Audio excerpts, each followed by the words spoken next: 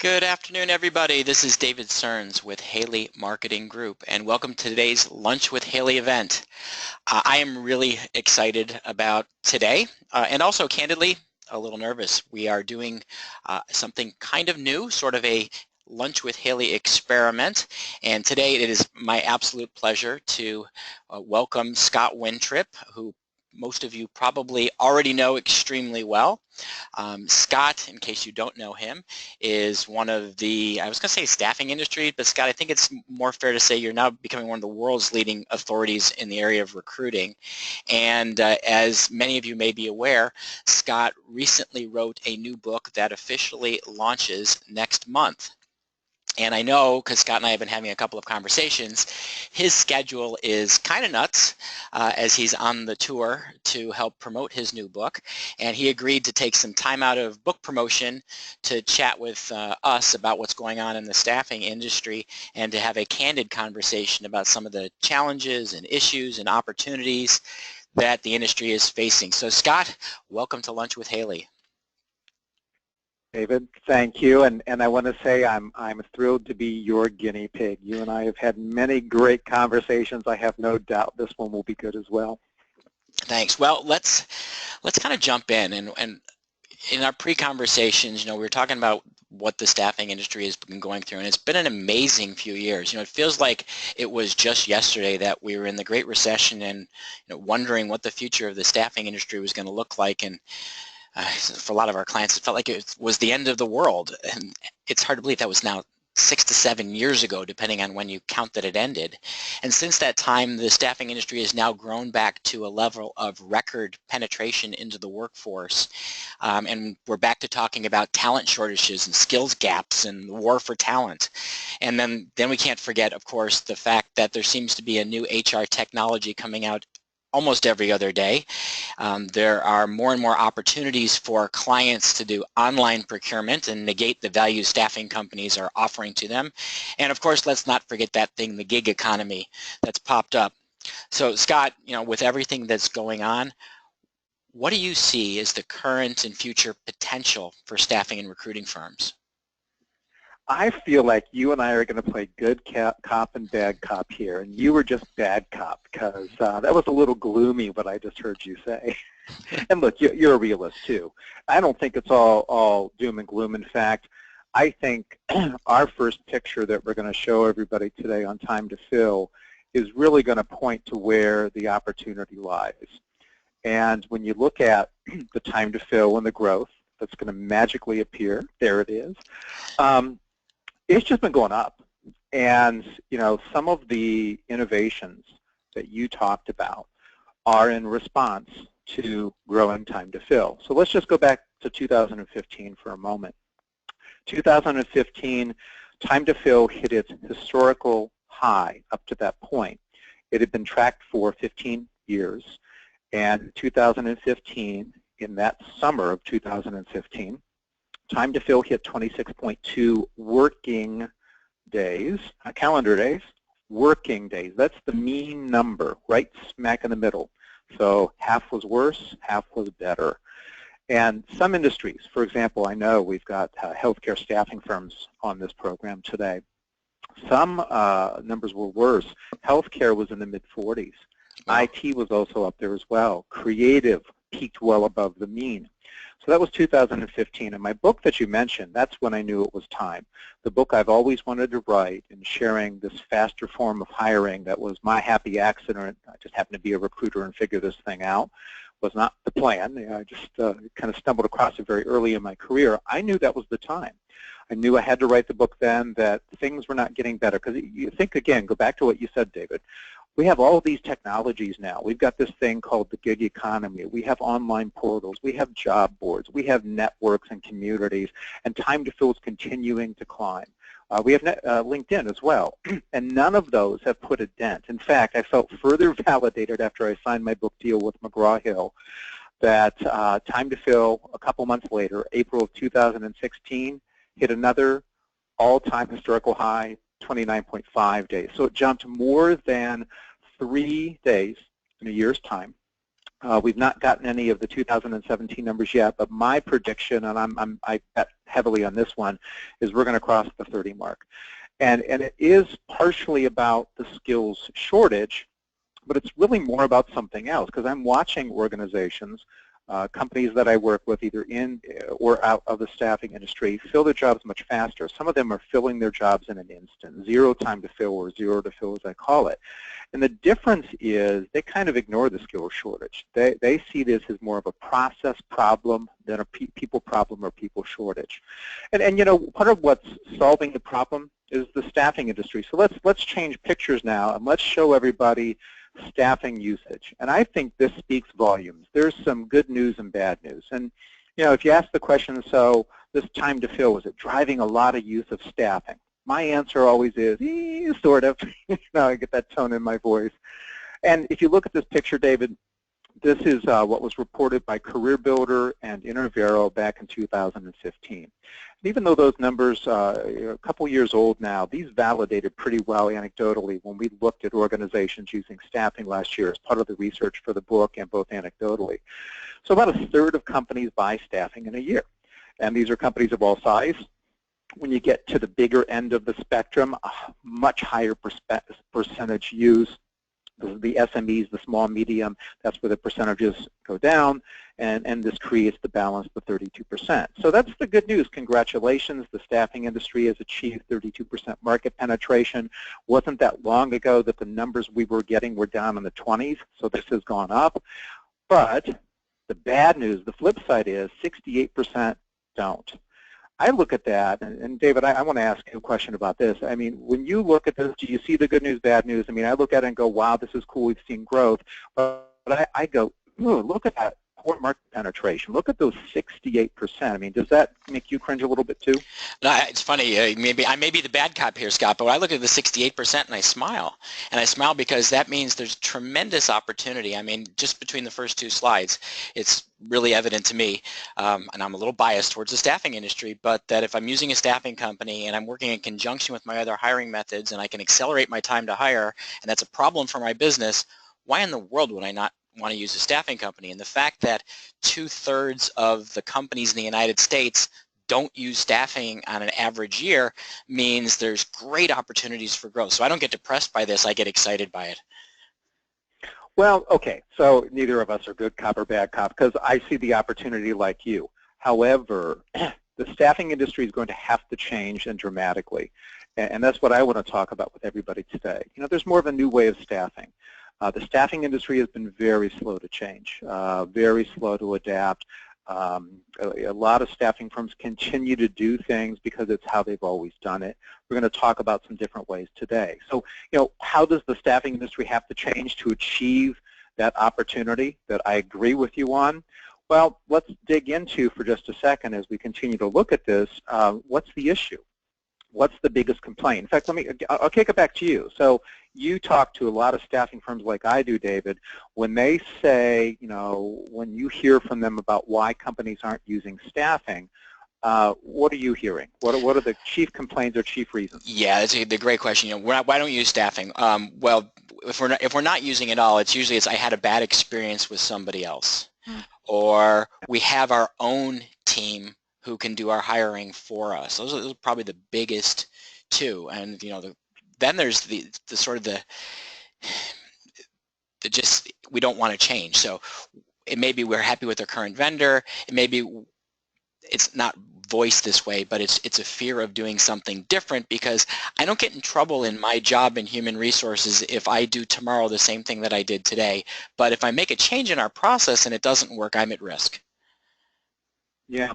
Yeah, in fact, I got to go back to the thing you said, is we've had a bad experience. That's one of the top three. Notice price didn't come up in anything you said. I wasn't going to mention it either. Price actually is a symptom of the real problem. The real problem is experience. So I've dug into that. I dug into that specifically for the book. And I asked, well, what does that mean? What does bad experience mean? And it was about one of two things. Every single time. In fact, you'll see here that for my book, we looked at time to fill and staffing usage in conjunction, in 2,000 organizations. And some organizations used, some didn't. What were the numbers? 32% and 68. Those are those numbers. So when I dug in and I said, okay, so what does that mean that you've had a bad experience? They all said two things. And I say all, the vast majority. The first was they didn't get me talent in a timely fashion. It took too long. In fact, to this day, David, I continue to hear the complaint of, well, they take the order and then I never hear back from them. It's stunning to me that that still happens. But the other one was, they check back in, but they tell us they couldn't produce anybody. And there was an implied promise in there. When you take the order, there's an implied promise that, yes, we're going to fill it.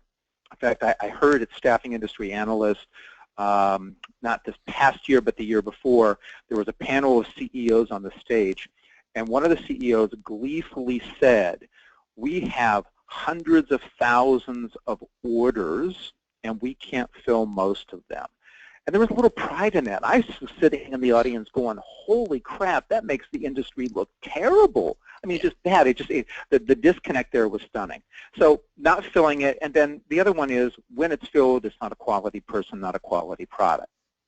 So one of the things this industry has to get much better at is sourcing.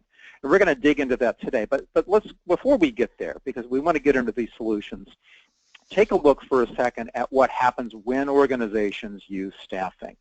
They fill their jobs 4 times faster. And it's one of the reasons I dedicated an entire chapter of the book to the staffing industry. I had to be real careful in writing this. This book, just so everybody's clear, it's not a staffing industry book.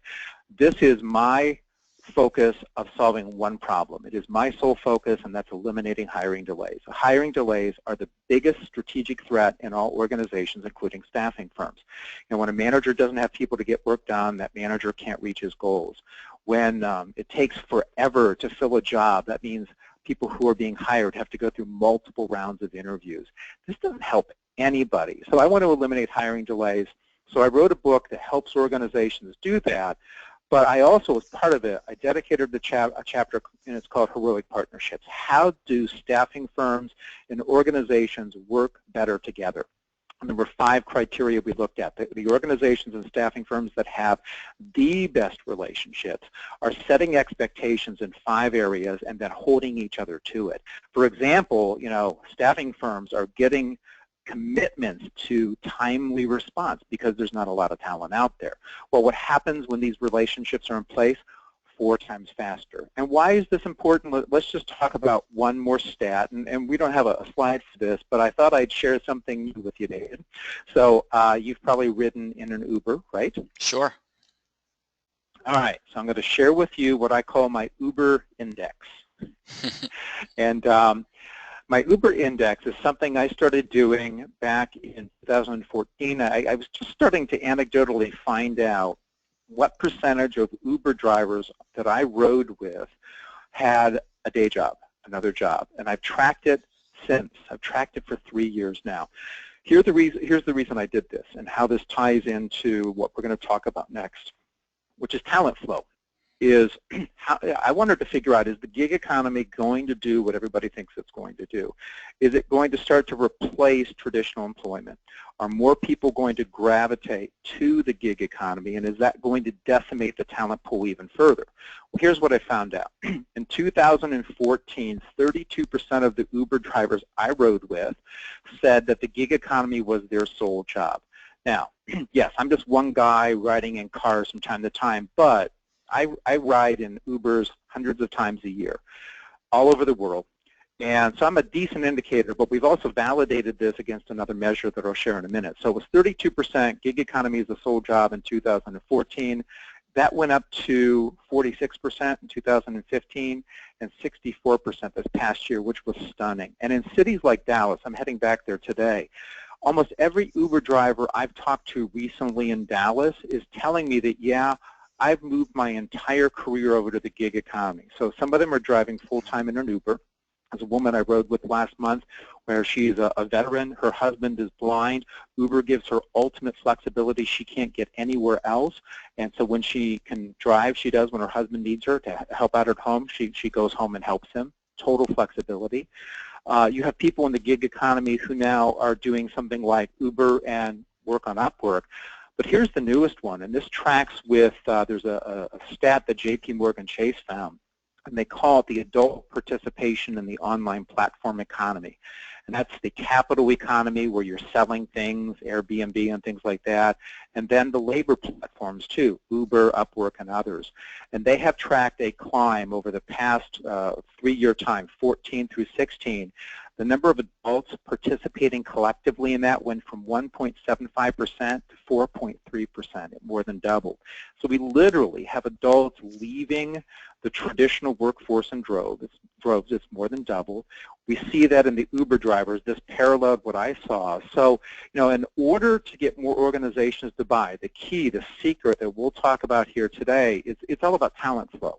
If you address the talent flow issues, if you do what the most successful staffing firms have been doing and create a much more robust flow of talent, the talent will rule. If you have good people, you can always find them work, but if you have orders, you can only sometimes fill them. So we have to continue in staffing to make this about talent, and that's why we're going to focus on that for part of our conversation today. It's really fascinating, Scott. If you think about, that rise from 0% of the workforce to 4% of the workforce in really a short number of years, that's greater penetration than the entire staffing industry, and we've been doing this for more than 50 years. So what can staffing companies learn from this? How can they assess and improve their ability to influence the market? Well, so it's about two things. The gig economy is about talent and convenience.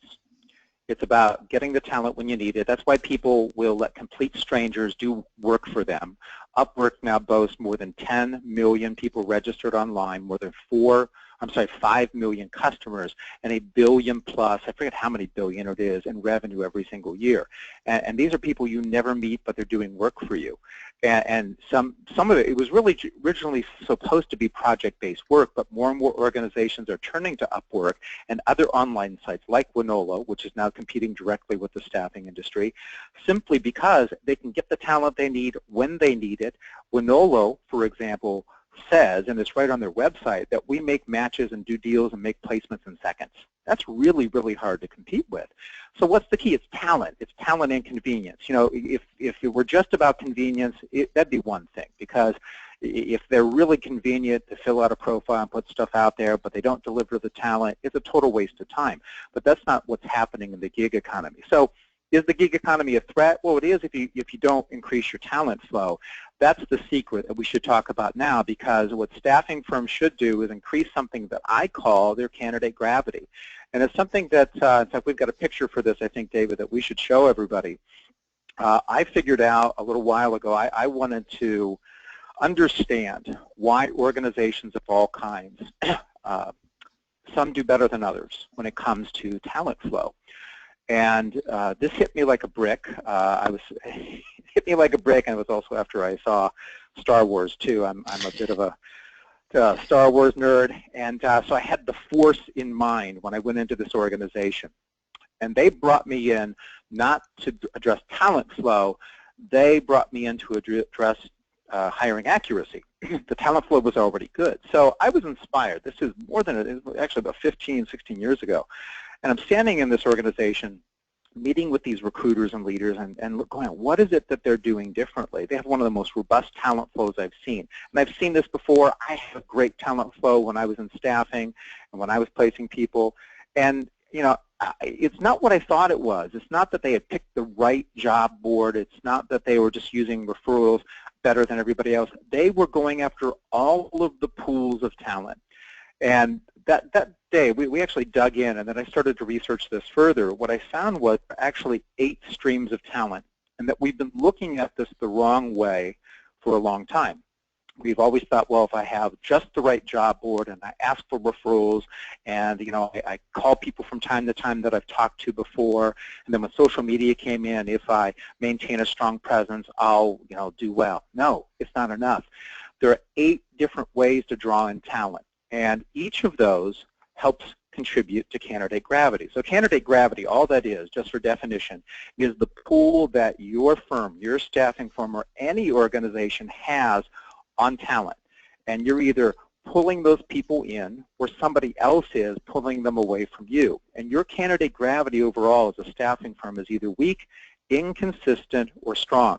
And I've worked with a lot of organizations, I've worked with a lot of staffing firms, and only about 10% can say they have strong candidate gravity. Why? They're not using all 8 of these streams. And some of these streams, you'll get some overlap. So for example, you could be referred to somebody in this lower left-hand part of candidate gravity that you also find online through, your networking on social media right next door. But no one of these streams lets you tap into every single person. In fact, some of these streams will only let you tap into unique talent that you can only get there. And an example of that is some of the candidate mining. Candidate mining is where you mine your own database. These are the people who've, there's dust over them. You've just overlooked them. In many staffing firms, there are thousands of people, and some of them haven't been contacted for years. Well, some staffing firms are the only ones that have that contact information, literally, because these are people who've not, developed a strong online presence, and they happen to have the contact information. Nobody else has it, and if that staffing firm just reached out, they could have exclusive representation of a candidate that everybody else is overlooking. And each of these streams lets you tap into different people, and that's the key. It's not just 3 or 4 or 5 or 6. In fact, I can say most staffing firms, if you do an audit, and I do these audits all the time, they're only tapping into fully 2 or 3 of these streams. In fact, I want you to think about, David, which streams you probably think that most staffing firms, if they're strong, which of these might be the strong ones, but only 2 or 3. Very few, and it's the best few, it's the ones who are growing the fastest, the ones that have the greatest market share, the ones that have the higher profitability, the ones that are filling jobs faster, the ones who are part of that filling jobs 4 times faster than anybody else is doing it on their own, because they've tapped into all 8 streams. Okay, now I've given you time to think, so which ones do you think? Well, I'm fairly certain that the number 1 in the industry is going to be the advertising, but actually I want to ask a question before you critique my answer. Yeah. And I said I was at a meeting last week with a bunch of marketing executives in the industry, and they were talking about all of their recruitment advertising and the vast sums of money they spend to attract talent to the jobs on their website and the jobs on the various job boards and aggregators. And every one of these organizations these executives was lamenting over the fact that we bring in X thousands of people every week, every month, every year. We place a much smaller segment of that Y%. And of the ones we don't place, well, there's a portion that are unplaceable. We never were going to place. But there's a portion that's very placeable, but there's sort of an internal momentum that says, hey, let's go advertise again, rather than figure out how to mine our own database. So my question was, the companies that are doing it well, how do they build that into their culture to just not go advertise again? Well, advertising is not the issue. In fact, the reason I paused for a minute is you ask a question that has a bigger answer, and that is none of these streams is wrong. None of these streams is that, what referrals is still the best. Let's be clear about that. All of them are good. All of them tap into unique pools of people. The issue with any of them that are not effective is they're not being used correctly, consistently, creatively. And that's the thing that I hear in the story that you tell is let's go back to the well and let's draw up another bucket of water, even though we've got all these buckets of water over here that are going bad. That's the story I heard you tell. And this is a leadership issue. The organizations, the leaders that are making these complaints, my question back to them is, well, why are you allowing that to happen? Because that's a total waste of resources and money. And here's the other interesting thing. I bet if we look further at these organizations, David, we would find that, and you're right, advertising and the one next door automation, which are all the job boards and sourcing systems that are all automated for us, those happen to be at the top because they are 2 of the most used, often overused. And what you're talking about is a symptom of overuse. When you only are tapping into a couple streams, you feel like you have to milk it for all it's worth because that's the only place you're getting your talent. And I'll just tell you a quick story on this one. Somebody who was complaining about their advertising and the postings they were doing on job boards, that's a form of it, and other types of advertising, they were being hit with a huge pricing increase. And she said, I can't afford this, but I can't afford to keep it. And so I said, why can't you afford to let it go? She said, because it's such a reliable source. And I asked them, well, what does that mean? Well, so many of our placements come from that. Well, we dug into it. So many placements come from it, although it was not a big percentage. They had so many unfilled jobs because they were relying on so few.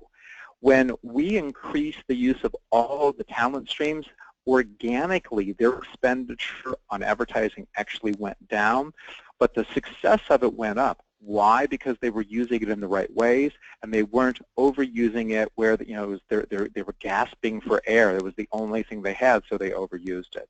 So I think you bring up a good point. None of these is bad or wrong. We overuse them and we underuse others, and this creates a huge problem, which is why so many organizations have weak candidate gravity. You also mentioned one other thing that I sort of want to build on, which is the fact that we rely on some of the methods that are the easiest to implement. And in looking at the advertising and the automation pieces, I mentioned that I think that's probably the most abused form of candidate gravity. But the other thing that we see is when you talked about creativity and using the tools, I love to tell people, go to Indeed and take a job you can't fill and type in that job title in your geographic market in Indeed and see what you get. And the reason I ask people to do that is you'll notice that what tends to come back are 10, 20, 50, 100 of the exact same job descriptions from different companies. And if you're going to attract people to you, that's the creativity piece. How are you helping people in your organization to brand yourself, to create the attraction in how you write about your jobs, how your organization is known, how you're promoting the jobs, to get people to notice you in all that money you're spending on advertising. So that's one of the ones that, when you mentioned creativity, a light bulb went off for me saying, in all of these areas, not only do you need to do it, but you need to think about, how are we doing it better, differently than our competitors? So I want to play off what you said, because there are 4 C's that I cover in the book, and we talked about a couple of them. Are you using these correctly? Are you using them consistently? Are you using them creatively? Those are a couple of them. So here's another example of this. One of the ways you get creative is you can combine streams. So this is kind of like Ghostbusters. If you remember that movie, they said, don't combine the streams, bad things happen. Well, in this case, when you combine the streams, good things happen. So I created something I called the orbiting businesses idea, and it was a combination of the networking and referral streams. So networking out in the public, and networking has 2 facets these days. There is the virtual world and the physical world, and the virtual world is getting highly leveraged these days, and the physical is being overlooked way too often. And sometimes it's vice versa, but it's more that first one. So we were looking at creative ways for one of the staffing firms I work with to tap into overlooked pools of talent. And so we thought about networking and we thought about referrals because they were being underutilized in this organization. And that's the key. You have to figure out which of these is being underutilized and then use resources or techniques to increase the use. So we brainstormed this and we talked about, okay, how do we increase the usage? And we noticed something when we looked at the map. Where they were doing businesses were in these office parks, and situated around the office parks were all kinds of retail businesses, so coffee shops and dry cleaners. And so we brainstormed and we said, what would happen if somebody went and hung out in these different businesses and did some networking and tried to generate referrals? And that's why we call it orbiting businesses. These businesses were orbiting around places where a lot of people worked. So we did that. We dispatched recruiters. You will never guess which of those, well, in fact, I'll just tell you for sake of time. It wasn't the coffee shop that paid off. It was the dry cleaner. Really? Recruiters went in. It was the craziest thing. Recruiters went and started, first they would take their clothes to be cleaned at that dry cleaner. And they would start chatting with the clerk behind the counter and ask questions about, hey, do you ever get people from XYZ company or PDQ or ABC? Because they knew that those companies weren't customers and they employed the kind of talent that this person was seeking. And, there's usually a couple dry cleaners. Well, one of the recruiters found a dry cleaner, and this happened a couple different times, but found a dry cleaner, and the person said, oh, yeah, all kinds of people come in because this was a real chatty, outgoing person. So the recruiter struck a deal with the person. Hey, would you introduce me to people? And the person behind the counter did solicit a bribe, not what you would think it was. It was like coffee and donuts. Just, every time you come in, bring me a coffee, bring me a donut. A pretty low bar to have to sit. But we're talking, dozens of people over a couple years' time now have been introduced this way because a recruiter got creative, because we had a creative conversation about how do we do this thing differently. So that's, you talked about how do we combine these things, but this is the beauty of this, is if you start tapping into these different areas, then you can start to get creative. And I think this is where recruiting gets fun, and why some organizations are doing it better and having a great time doing it is they have all these resources now, ways of drawing in people, and then they leverage those even further by combining them in ways, that I could even tell you, people, if they start to think about these, they'll invent new ways on their own as well. No, I love it. And, before we move on to the next topic, for everybody listening in today, before Scott and I go too far on tangents because the conversation is just too fun, I would, if it was my company, I would take this chart back with my team, and I'd sit in front of a flip chart or a whiteboard, and I'd put up each of these topics, and I'd say, what are we doing today, and what could we be doing? And then the idea, Scott, that you said of, how can we start combining these things and just start brainstorming? Because I think companies will come up with dozens, if not hundreds, of recruiting ideas that they're not executing on today. Well, and I knew that this was going to be something that you and I could spend the entire hour on, which I know we won't, because we've got to cover more ground. So I've created a white paper that people can ask for. We'll show them. I think we put a screen somewhere in here where at the end we'll show them how to ask for what I'm calling the Improve Your Talent Flow report. And it has this picture, so you can certainly take a picture of your screen, or I know that David's making these slides available. But there's a couple-page report I put together that explains what each of these is and delineates how each of these is unique. And then on another page walks you through a very simple process to assess your talent flow. And let me say one more thing about this. This isn't just about your talent flow for the talent you're going to place at your customers. This is about talent flow for your internal roles as well. And one of the simple secrets for the leaders who are running staffing firms, both big and small, when they fill their jobs quickly, it's because they're also accessing better candidate gravity.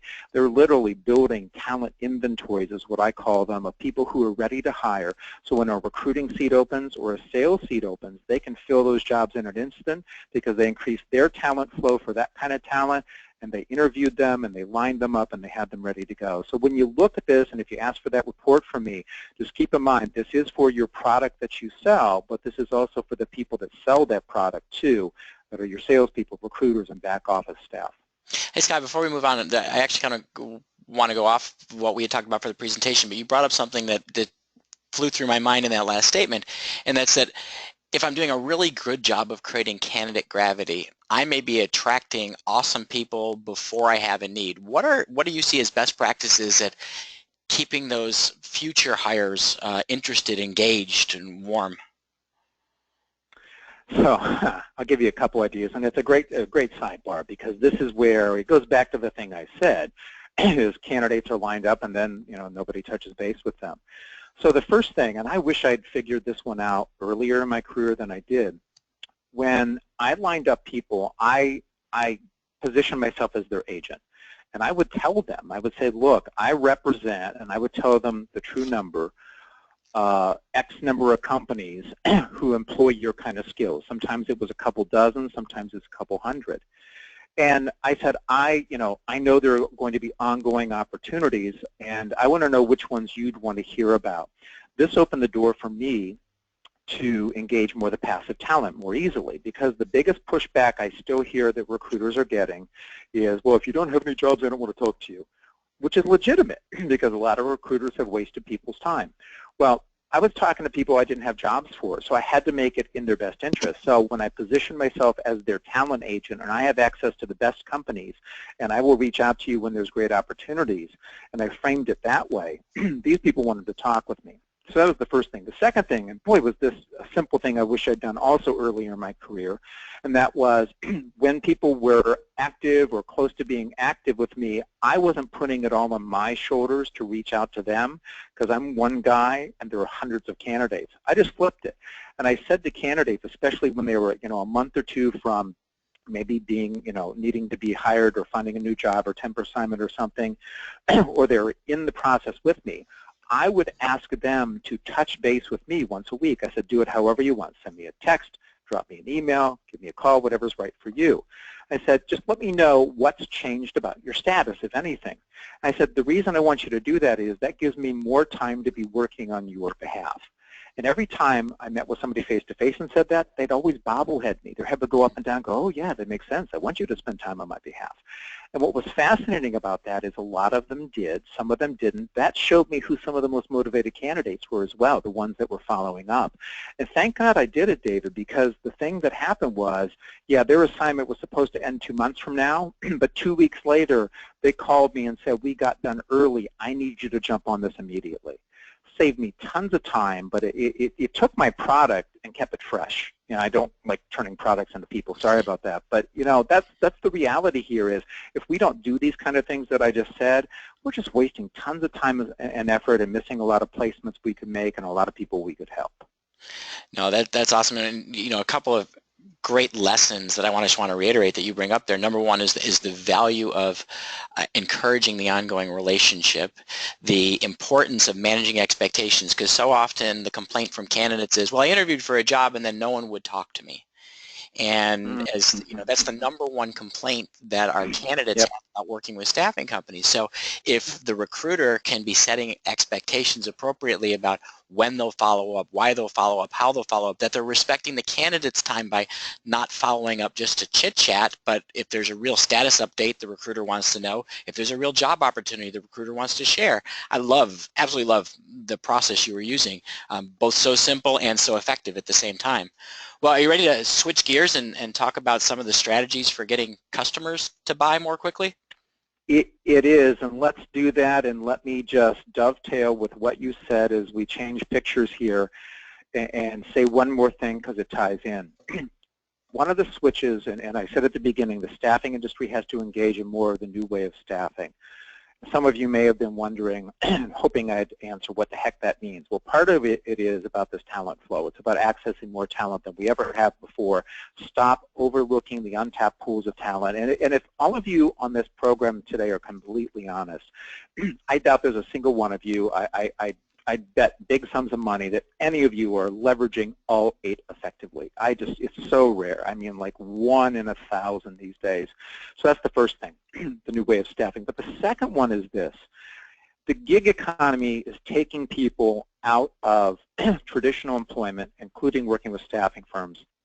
And the way you can compete with that goes back to what David talked about candidates. Not only should we be engaging them and staying engaged, but all of you should be selling temp and contract as the more secure choice than anything else out there. And here's why I can say that, and we'll tie it into getting buyers to buy quickly. I have always said we can make a compelling case as long as somebody has the kind of skills that a lot of our customers need. We can make the case that working with a staffing firm is much more secure than traditional employment, direct hire, gig economy, whatever you want it to be. And here's why I can say that. If somebody's working directly for an employer and that employer lets them go, yeah, they may find a job quickly, but you know, when you don't have a job, that skews your thinking and your judgment's impaired and you tend to make goofy choices. You do it out of fear. Or maybe it doesn't happen quickly and it takes you a lot of time, but regardless, when you're let go from a job, you've got to start over again. But not so with a staffing firm. If I have, for example, an IT Java programmer, and I have a lot of IT shops that I can put that Java programmer in, I can say, look, you are one of my core skill sets. Working for me is more stable than working directly for an employer. Let me tell you why. If the employer lets you go, you've got to go find a job. But if something ends with me, I just put you on another assignment, and you have a lot of variety in the work that you're doing, so it's going to be more interesting. Or say you end up somewhere you don't like, we can change assignments for you when you need that to happen. And what's interesting, David, the organizations that do this, some of them have been doing it for a while. They have the same temps or contractors who originally started out just looking for gap work, you know, in their employment, and they've turned into career temps and career contractors for 10, 20 plus years. And that now ties into how do you get buyers buying quickly? Well, you start answering some questions. And I wanted to give you all questions who are here today to answer because all of your firms are a little bit different because your needs in your firm and the kind of staffing you do, and your circumstances are going to be slightly different. I'm going to tell you a story of how an organization applied this, but strategically, especially for your leaders on the call, you should be sitting down while you're whiteboarding that candidate gravity, as David talked about, and answering these questions as well. And one of them is, one of the ways you sell more and recruit less is do exactly what I just said. You start retaining people, stop giving them away. Yes, temp to hire is valuable. I know a lot of you probably do that business, and if you're going to continue to do that, you should still have a retained group of temps that you put on assignment after assignment after assignment. The churn in the staffing industry is part of what's killing growth because it's so labor intensive. You're having to constantly get new talent because you keep losing your talent. So I would answer these questions. We've already addressed that first one. But here's some others, all right? And let me just tell you, there's a firm that I worked with at the very end of last year in some of the advising work that I do. And we sat down in our strategic planning session that we did in the last quarter, and the primary focus we did was answering these 4 questions. Let me tell you what's happening so far this year. They are experiencing triple-digit growth. And this is not a brand new firm that had a lot of runway because they're so new. This is an established firm with multiple offices. They're in a number of different industries, some professional, some admin, a little bit of LI, mainly in warehouse. Triple-digit growth, and they've been around for quite a while. Now, why did that happen? Here are the questions that we answered. They were not letting their success do the selling. This is a real, in fact, David, I know you see this all the time. Because you do marketing, you are helping people toot their horns. Staffing firms are terrible at tooting their horns. They're terrible at talking, not all of them, but a lot of them. They're just not saying how good they are. They're not offering proof. They're not telling their story. The sales reps in this organization, all of the marketing materials, they have a marketing team, started telling their success. That included quotes from buyers. That included statistical evidence where they were doing things 4 or 5 times faster than other firms, and they were putting that in their sound bites and their literature. They were leaving phone messages that were talking about the cost savings, such as $240,000 in overtime savings in a warehouse they were working in. This started flooding them with new business at the beginning of the year, the triple-digit growth. They started opening doors that had never opened for them before. So all of you, are you letting your success do the selling? You need to answer that question, and if not, ask yourself, what is our success? What are the quantifiables? What are the quotes that we can share? What are the comparable results we've gotten before and after? The next one then, this firm had fallen into the just enough trap. And salespeople were just making enough calls. They had just enough candidates. In fact, I don't want to pick on sales, but let's pick on sales for a second, because it was this organization, and their sales had been flat for a while. And the problem was salespeople were going after a couple dozen prospects at a time, and then they'd move on from those to another couple dozen prospects while they were out of sight and out of mind with the first batch, so they were out of contention. So we increased that. We just like weightlifting, you add a little more weight.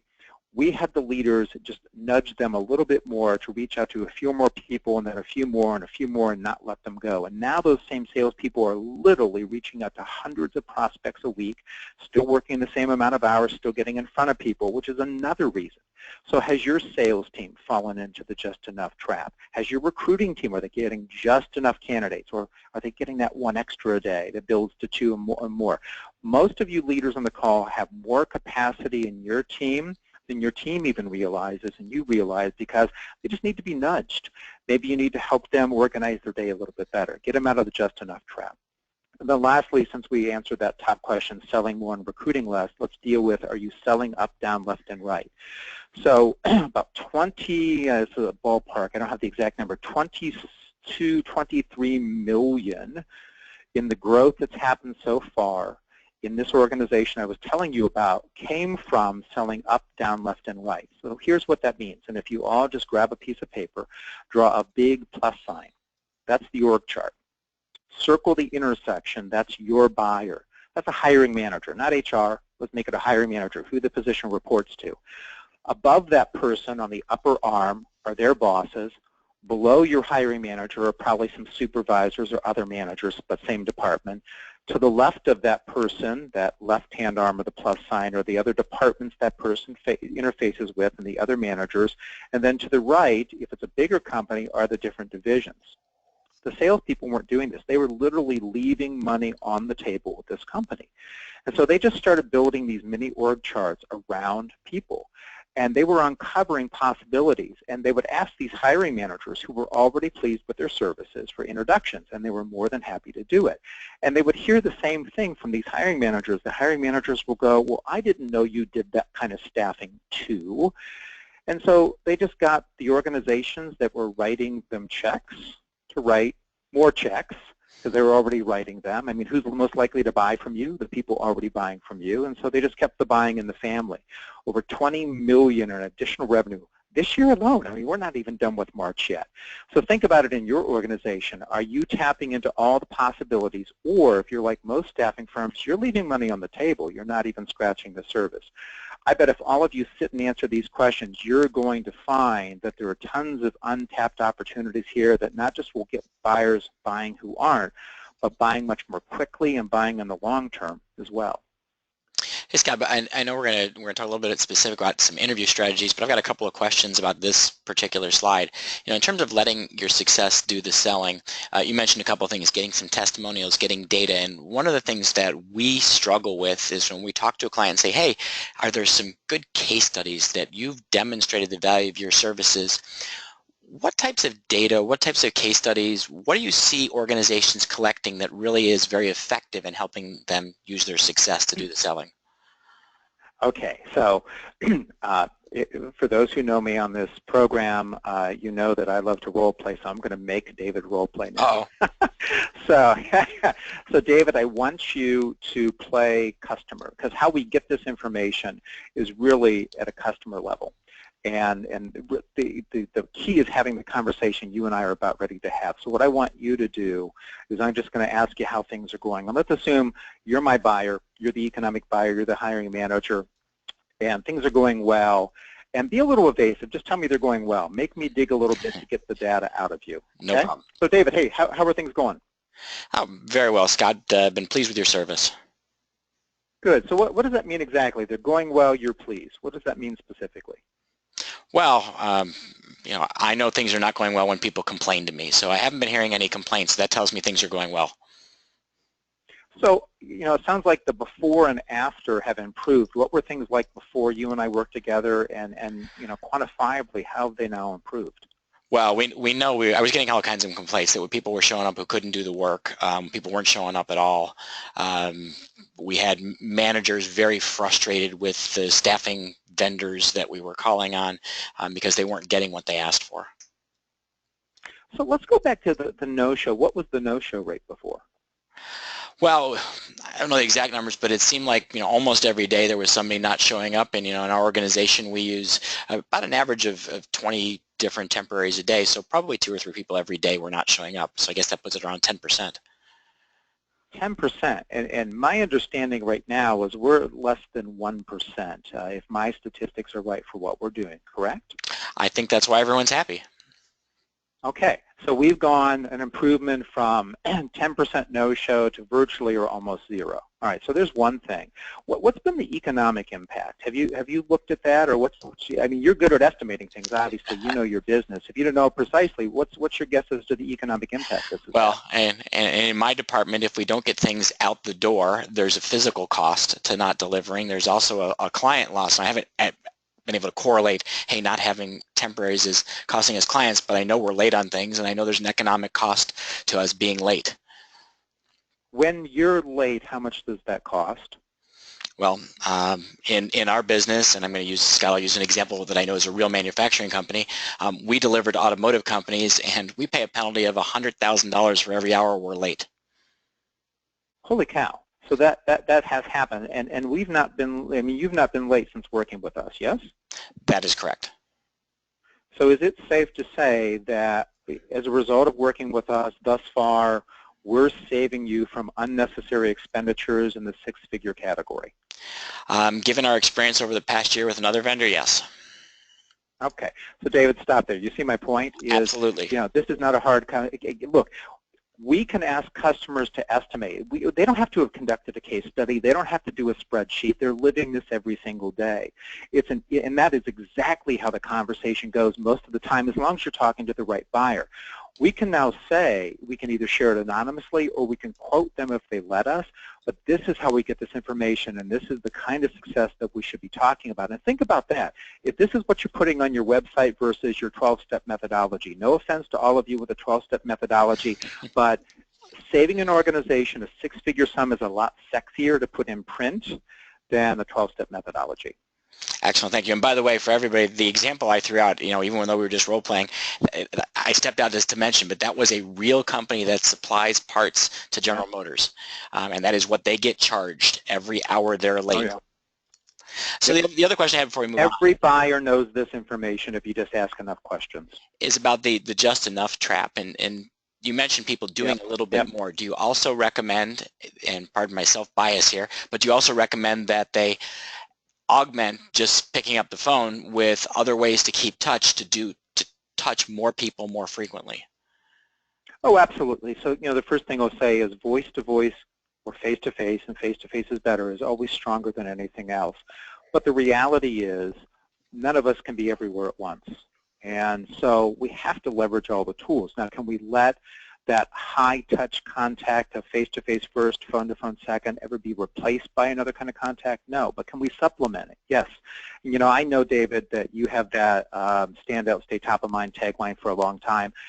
I believe that we have to be in sight, which keeps us in mind, which allows us to remain in contention. And that's how we do exactly that, is we're talking by phone, we're meeting in person. And some of this, the amount of time is scalable based on the size of the account, but do we touch base by email? Do we ask questions? Do we send valuable content? Do we, we come across an article and say, hey, I thought this would be of interest to you? Absolutely. We should leverage all the tools, not just some of the tools. Excellent. Well, before we run out of time today, I know there's at least one more big topic that we have to get to, which is in your book. You talk about a new approach to interviewing. I think it's called experiential or hands-on. Can you help everybody understand how that works?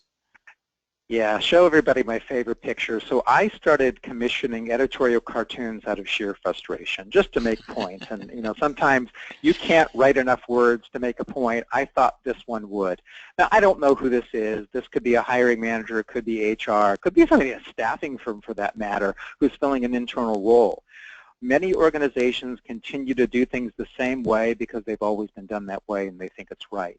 And some organizations have rules. This was inspired by a real conversation. And it was a conversation between one of my clients and the hiring manager. And it was, they said, well, I have to have 20 candidates and we do 3 rounds of interviews. When you ask why, it's not because we've proven that works or it's highly effective. The answer, we've always done it this way. It drives me crazy. And when you dig into it, all too often, the first candidate or 2 are really good, but by the time they get through all 20, all of you have experienced this, they've taken another job. Part of what's driving long interview, the 2, 3, 4, 5, 6 rounds of interviews, is the fact that conventional interviews don't work. If we all think about for a minute how most of the organizations who interview your talent do that, they bring people in and they talk about doing work. Now, most candidates are not going to tell things about doing bad work. And yes, you can ask questions, you can give tests, but there's only one true indicator whether or not somebody can do a good job, and that is doing the job. And I stumbled across this out of sheer frustration almost 30 years ago. I got sick of conventional interviewing, and I realized I need something different. So I was hiring a salesperson, and instead of having him talk to me about selling, because he'd done that on the phone, I had him sell. I actually introduced him. He was a telecom guy. I introduced him to 3 people in my building, and I just had him sell. He was a freaking train wreck. He positioned himself beautifully in the phone interview. Had I hired him based on him talking about himself, he would have been a train wreck. So experiential interviews, and these are the magic words all of you should write down so you can teach this to your clients. And you can do this just based on this conversation. If you choose not to buy the book, fine. Just go do this one thing, and here's how you do it. Remember these 3 words: see, hear, and experience. So yes, they're going to need to look at the resume. That's fine. Maybe they should do a phone interview from time to time. That's that second stage.